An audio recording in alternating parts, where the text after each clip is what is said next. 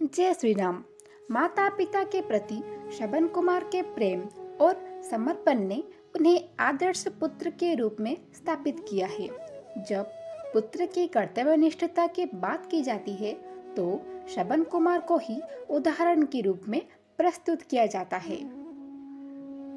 आज हम जानेंगे श्रवण कुमार से जुड़ी एक पौराणिक कथा, जब उन्होंने अपनी नेत्रहीन माता पिता को काबंड में बैठाकर 4 धाम की यात्रा करने निकले थे। श्रवण कुमार ने अपने नेत्रहीन और बुजुर्ग माता पिता को तीर्थ करवाने के लिए एक कावंड तैयार की। कावंड के एक पलड़े में माँ को बिठाया और दूसरी तरफ पिता को बिठाया और चल पड़े 4 धाम को यात्रा करने। माता पिता के प्रति लगाव और स्नेह के आगे श्रवण को कावंड का जरा भी भार महसूस नहीं हुआ। अयोध्या के जंगलों में पहुंचते ही माता पिता को प्यास लगी तो श्रवण कुमार कावंड को रखकर सरयू नदी से पानी लेने चले गए। उस समय अयोध्या के राजा दशरथ शिकार पर निकले हुए थे।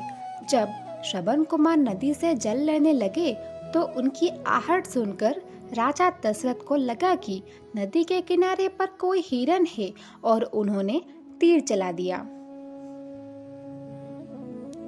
तीर सीधे जाकर श्रवण के हृदय में लगा। जैसे ही श्रवण कुमार को तीर लगा, उनकी चीख निकल गई और मनुष्य की चीख सुनते ही राजा दशरथ को अनहोनी का एहसास हो गया। उन्हें समझ आ गया था कि तीर हिरन को नहीं बल्कि किसी और को लगा है। तलाश करने के बाद उन्हें श्रवण कुमार नदी के किनारे मरणासन अवस्था में मिले। अंतिम सांस लेने से पहले श्रवण कुमार ने राजा दशरथ को अपने माता पिता के बारे में बताया और मृत्यु को प्राप्त हो गए।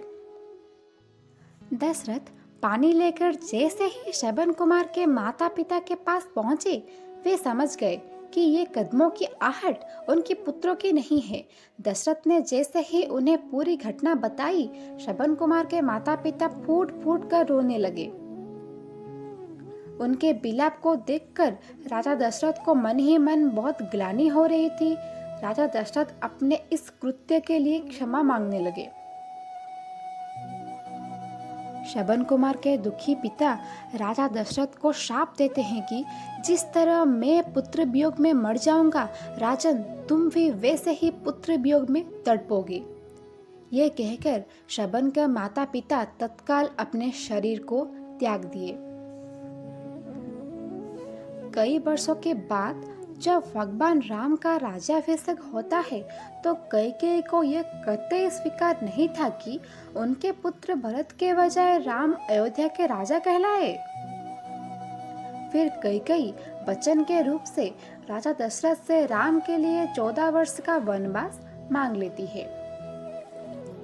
भगवान राम, लक्ष्मण और सीता के वनवास पर जाने के बाद राजा दशरथ भी शाप के कारण पुत्र वियोग में तड़पने लगते हैं और पुत्र वियोग में ही उनकी मृत्यु हो जाती है।